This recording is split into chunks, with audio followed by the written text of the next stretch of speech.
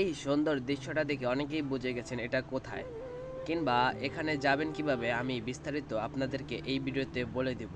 তো ভিডিওটা শুরু করা যাক। তো আমরা ছিলাম 9 জন টিম মেম্বার। তো আমরা সকলে মিলে ঢাকা নবীনগর থেকে রওনা দিলাম।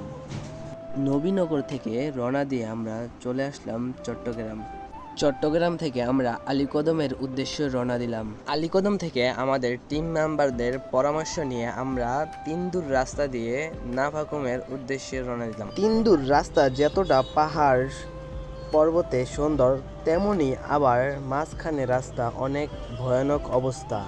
আপনারা যারা তিন্দু দিয়ে নাভাকুম যাওয়ার চিন্তা করতেছেন তারা অবশ্যই মাথা থেকে ওই চিন্তা ভাবনাটা মুছে ফেলুন, কারণ হচ্ছে এখানে যে পরিমাণ রাস্তা ভাঙ্গা তা মনে করেন যে আমাদের গাড়ি থেকে নেমে আসা লাগছে।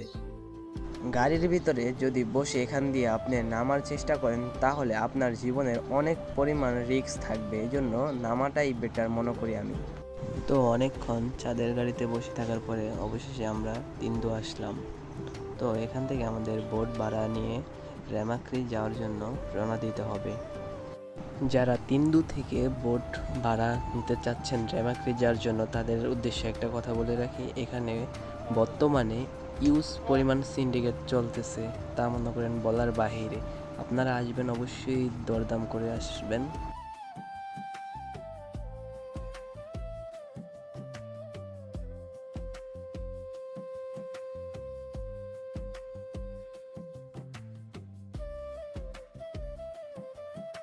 তো কিছু সময় বোট জার্নি করার পরে আমাদেরকে নামিয়ে দেওয়া হয়, কারণ এখান দিয়ে পাথর থাকার ক্ষেত্রে বোটে যাত্রী নিয়ে যাওয়া যায় না, এই জন্য আমরা সবাই মিলে নেমে গেলাম। তো এখানে আমার মনটা বলল যে একটু মুখটা ধুয়ে নিই এই সাঙ্গু নদীর পানি দিয়ে। তো অনেকটাই শান্তি লাগলো মুখটা ধুয়ে। এই এলাকাটার নাম হচ্ছে যে বাঘের মোড়। বাঘের মোড় নামে পরিচিত। তো এখানে নাকি বহু বছর আগে বাঘ বাস করতেন। তো পাহাড়িদের কাছ থেকে যতটুকু তথ্য নিয়ে জানলাম তা আপনাদের মাঝে শেয়ার করলাম।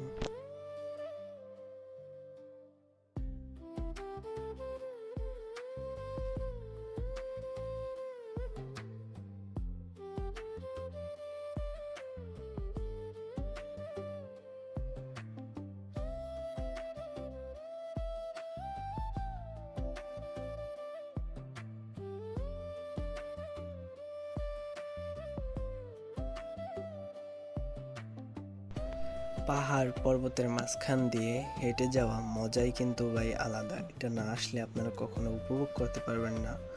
আর পাহাড়ের মাঝখানে ছোট ছোট কয়েকটা বাড়িও রয়েছে আশেপাশে, দেখতে পাচ্ছেন আপনারা।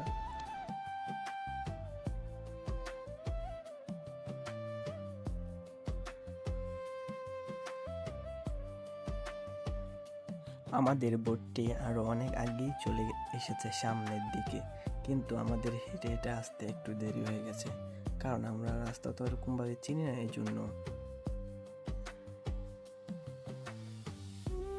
আমাদের দুই সাইডে পাহাড়, মাঝখানে নদী, পাশে দিয়ে আমরা হেঁটে হেঁটে যাচ্ছি আমাদের নৌকার কাছে।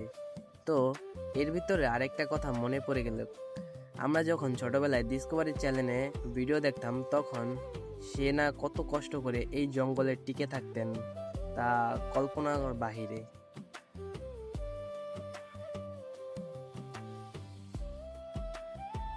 তো হাঁটতে হাঁটতে আমাদের নৌকার কাছে পৌঁছে গেলাম আমরা। তো এখান থেকে আবার রওনা দিতে হবে।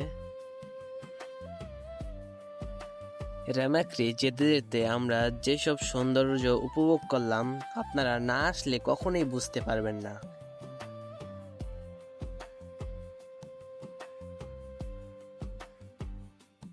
বর্তমানে সাঙ্গু নদীতে পানি কম থাকার কারণে নৌকা মাঝিদের অনেকটাই কষ্ট, কারণ তারা একটু পর পর নেমে নৌকাটাকে টেনে নিতে হয়।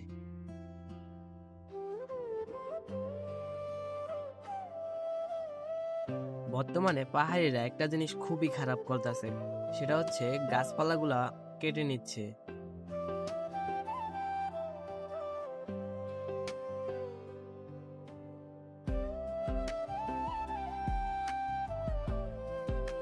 তো আমাদেরকে আবারও নেমে আসতে হলো নৌকা থেকে, কারণ পানি খুবই কম, এজন্য আমাদেরকে আবার নামতে হলো। তো এখান দিয়ে যখন হেঁটে যাচ্ছি পাথরগুলা ইউজ পরিমাণ পিছলা, তো যারা এখান দিয়ে আসবেন নামিয়ে দিবে আপনাদেরকে, তখন একটু সতর্কভাবে নৌকায় ওঠার চেষ্টা করবেন।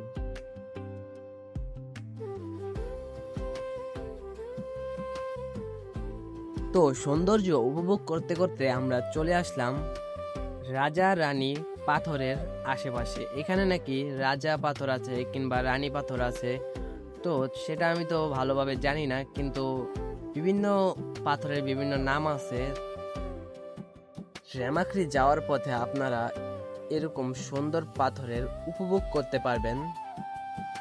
আশেপাশে পাহাড়ি মানুষ হেঁটে হেঁটে যাচ্ছে, দেখতেই পারছেন আপনারা। তো তিন্দু থেকে 2.5-3 ঘন্টা জার্নির পরে বোটে আমরা রেমাক্রি পৌঁছালাম।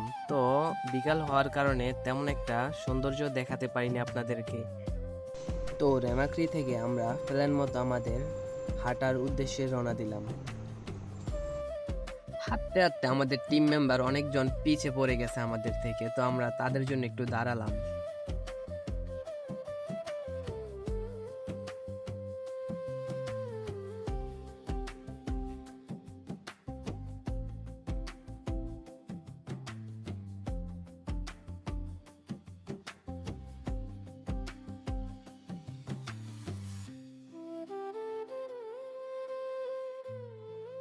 তো 1-1.5 ঘন্টা হাঁটার পরে আমরা বসার একটা স্থান পেয়েছি এখানে।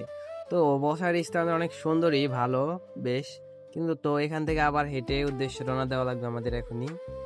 তো রেমাক্রি থেকে নাফাখুম যাওয়ার সময় আপনারা কখনোই ঘাট ছাড়া যাবেন না, কারণ ঘাট ছাড়া গেলে আপনার জীবনের প্রচুর পরিমাণ ঝুঁকি থাকবে। ঘাট নেওয়ার জন্য তেমন বেশি টাকা খরচ পড়ে না, এজন্য আমি মনে করি ঘাটটা নেওয়াই আপনাদের জন্য বেটার হবে। রেমাক্রি থেকে যখন নাফাকুমের উদ্দেশ্য যাবেন তখন চেষ্টা করবেন পানি বেশি করে নিয়ে নিতে, কারণ আপনারা যখন নাফাকুম যাবেন তখন খুবই কম দোকান পড়ে, কারণ 2 থেকে 3টার বেশি দোকান নেই ওখান দিয়ে যাওয়ার পথে।